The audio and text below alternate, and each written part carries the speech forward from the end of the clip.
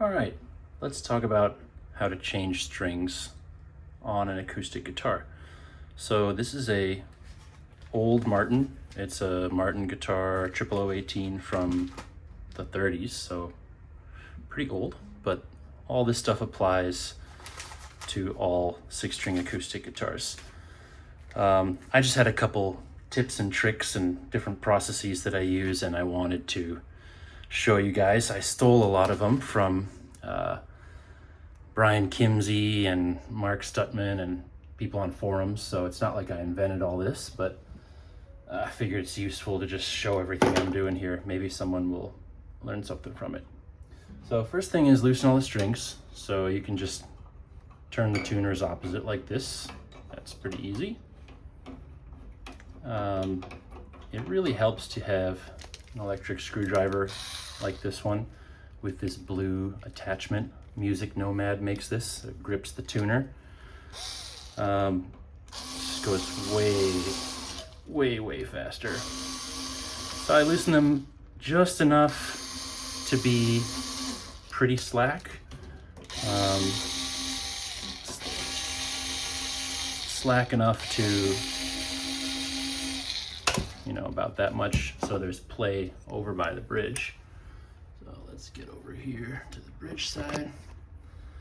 Now these are all loose enough on the tuners, and you can start to pull the bridge pins out. Now, one thing I do is I keep these bridge pins in a little piece of wood like this, and I put them in one by one, and that's just an easy way to keep track. Just don't let them roll around your desk, but it also lets you keep track of which one was in which hole. Just in case they're sized differently. Sometimes they'll be sized differently, usually not.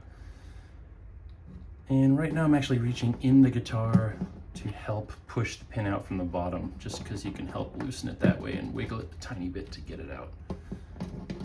So there we go, we got all 6 of them. Then the ball ends come out really easily from the bridge. Back to the tuner side. Now you can just unravel them really easily from here.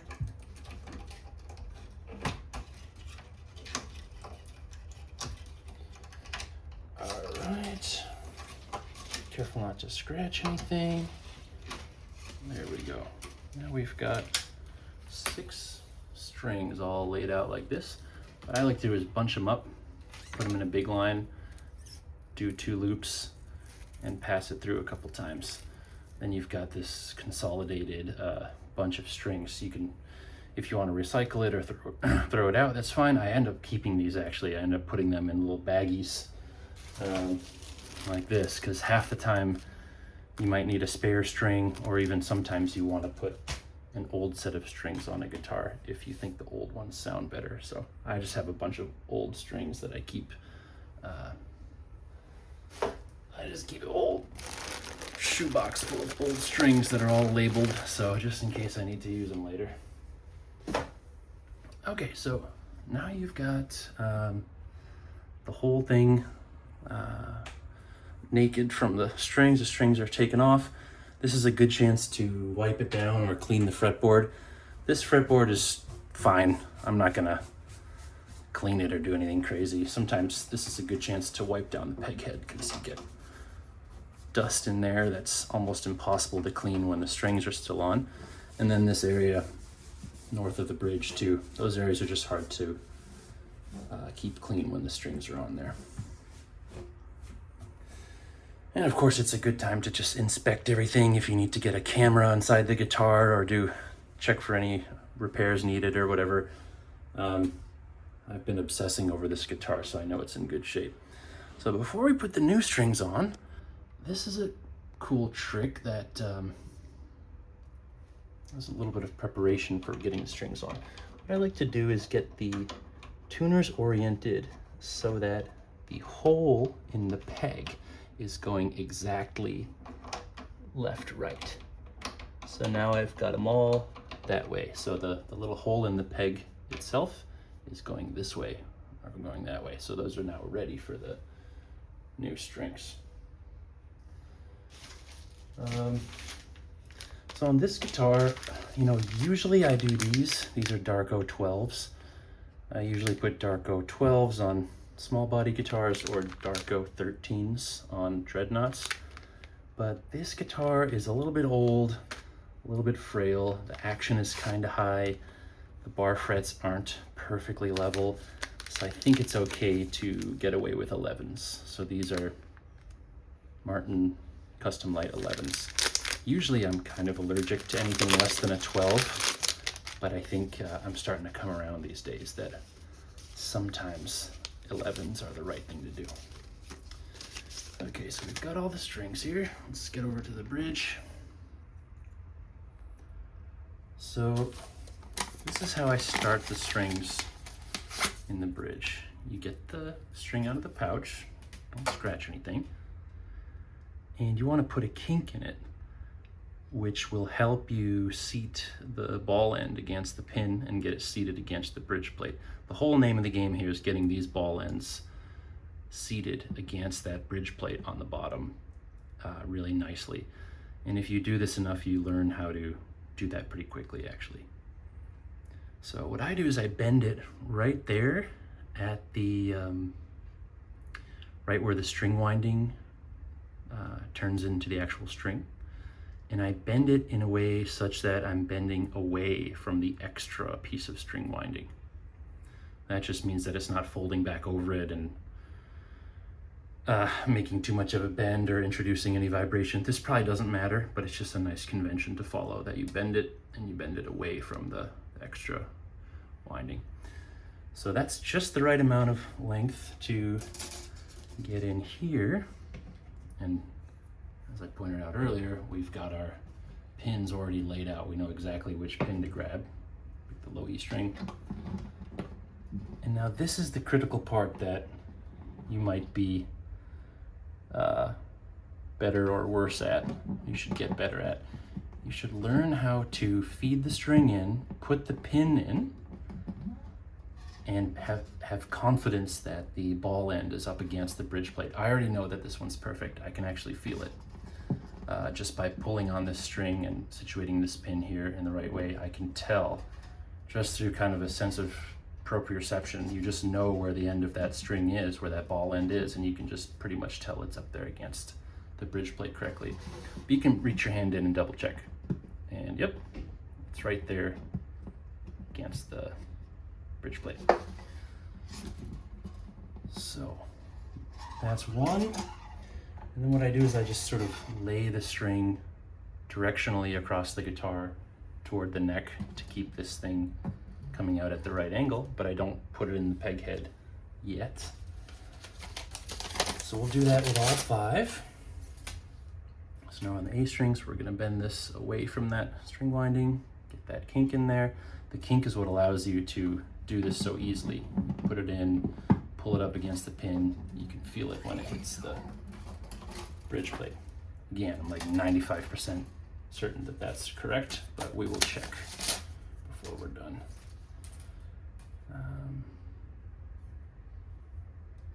Here's the D string, same recipe. There's that.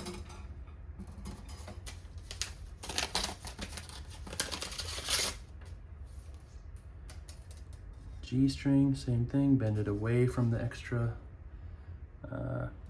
wrapping. Get it cinched up against the bridge plate.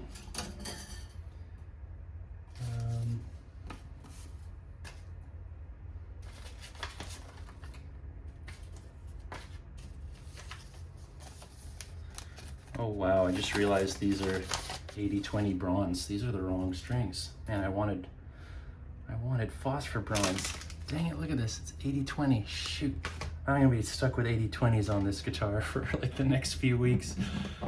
Oh, that's disappointing. I think I ordered these in haste. I ordered them on Amazon late at night a few nights ago. Oh man. That's okay. We'll try out 80-20s for a couple weeks. And There's the last one.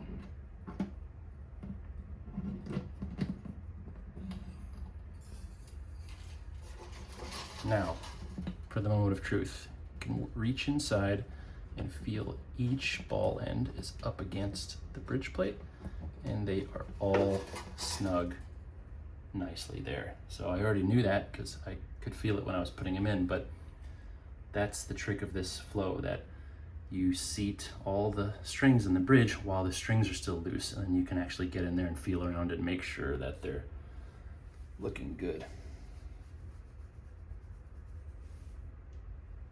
Okay, so let's move over to the peg head. Now I just like to do the strings in order, starting with the low E. And notice how we oriented that peg already. So the string comes in from the side, does a right angle turn, and it goes through the post. Now, this is another funny piece of art and science, that you have to figure out how much slack to leave in the string before you wind it up on the post.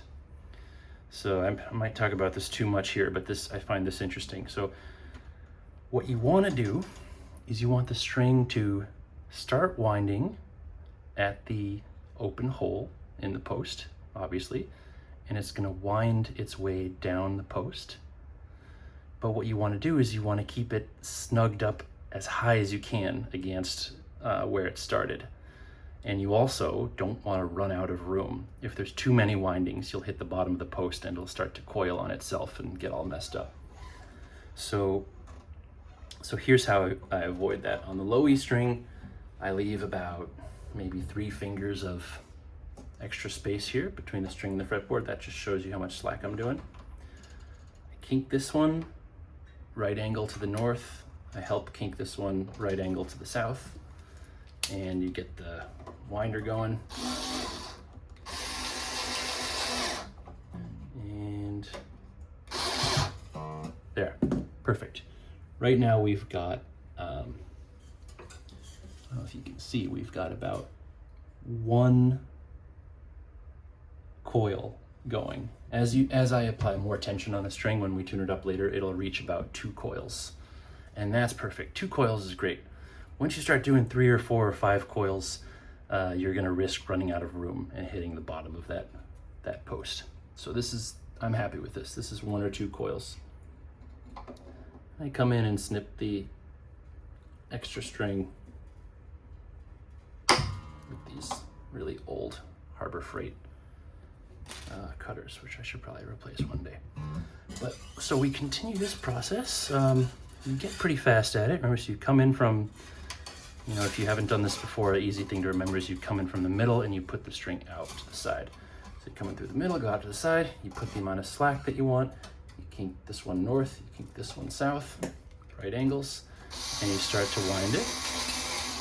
Now, when you wind it, you want to hold tension on the string and pull it a little bit up against those coils so it coils up nice and bunched at the top.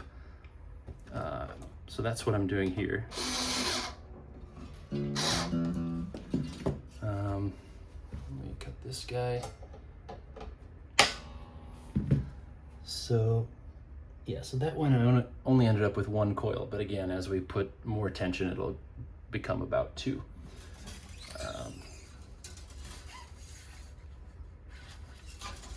Next string, again, I'm gonna give it, as the strings go by, I'm gonna do progressively more and more slack. So I started with 3 fingers, now I'm at like 4 or 5 fingers.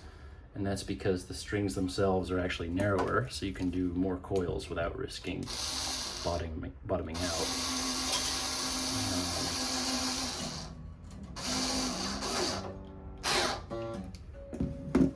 So that one we got 2 coils, and as we tune the guitar later, it'll turn into about 3, which is great. Let's keep going here. I'm gonna do even more slack than before. Okay, right angle to the south, right angle to the north. Get this guy going.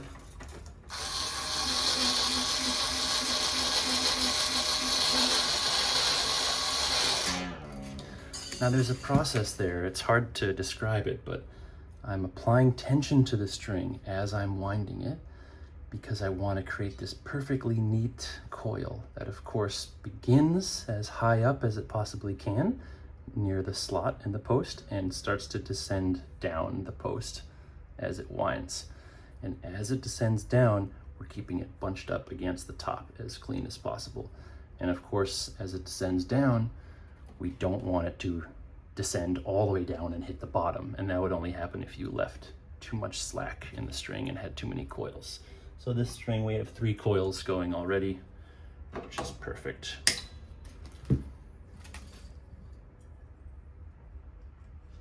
So onto the B string. Now on these unwound strings, I actually do a lot more slack. So if there's fingers, I don't know, that's a bunch, that's like 8 or 9 fingers worth. And that's because I like to have even more coils on these, because the unwound strings, if any string's gonna slip, it's gonna be the unwound ones. So here we go, I'm gonna do this tension thing I was describing.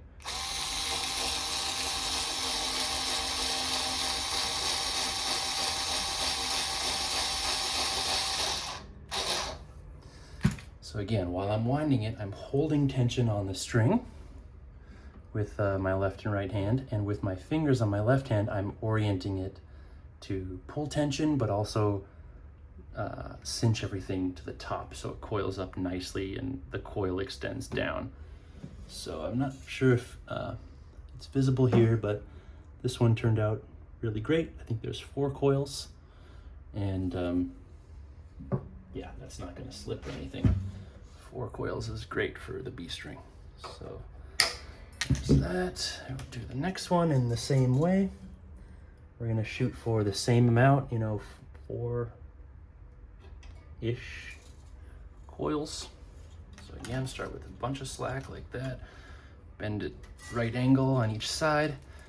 Use the winder and hold, doing this tension thing to orient the string.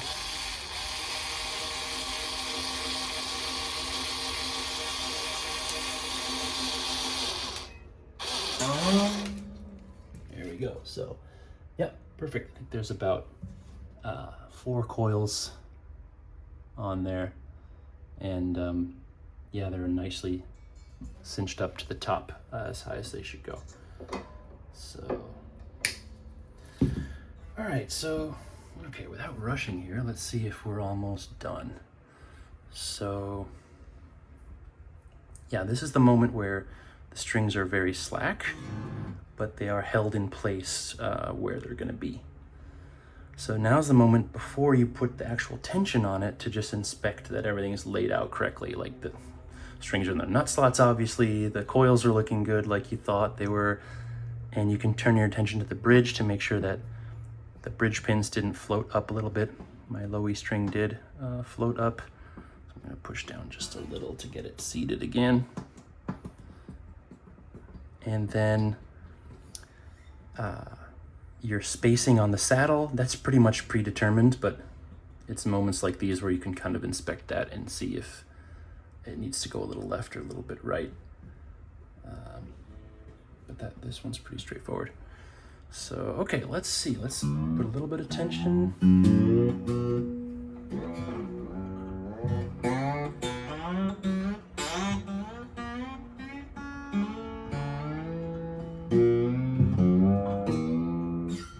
Okay, so we're just about done before tuning it up.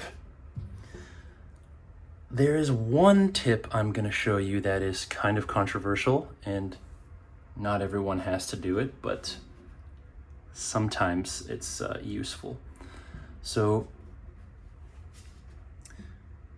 the strings, as they come over the saddle, are coming from a lower point as they're anchored into the bridge, and then they hit the saddle and then they kind of launch forward toward the rest of the guitar.